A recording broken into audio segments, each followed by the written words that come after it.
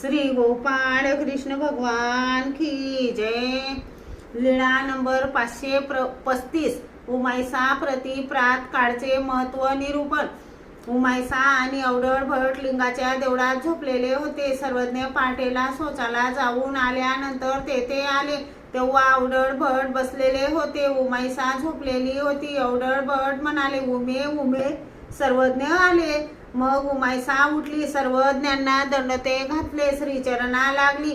यावर सर्वज्ञ म्हणाले, धाये तव खाई जे पाहे तव निजी जे तैसे नवे की बाई। पश्चात पहारी उठी जे तो सारस्त्व काढू देवता हृदयासी ये। मग सर्वज्ञ गुंफेकडे गेले। सर्वज्ञ श्री चक्रधर स्वामी खूप दयाळू, मयाळू, कनवाळू, कृपाळू आहेत। तुम्ही सर्वज्ञ श्री चक्रधर स्वामी यांची रोज आरती करा। आपल्याच्यानं मोठी आरती नाही झाली तर लहान आरती करा। आता आपण लहान आरती म्हणूया।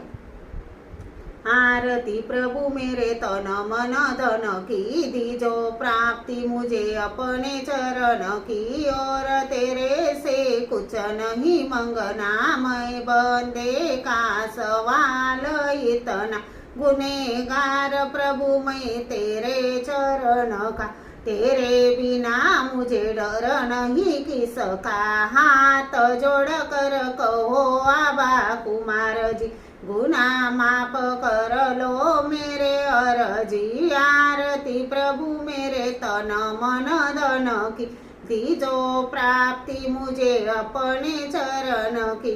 दीजो प्राप्ति मुझे अपने चरण की। श्री गोपाळ कृष्ण भगवान की जय।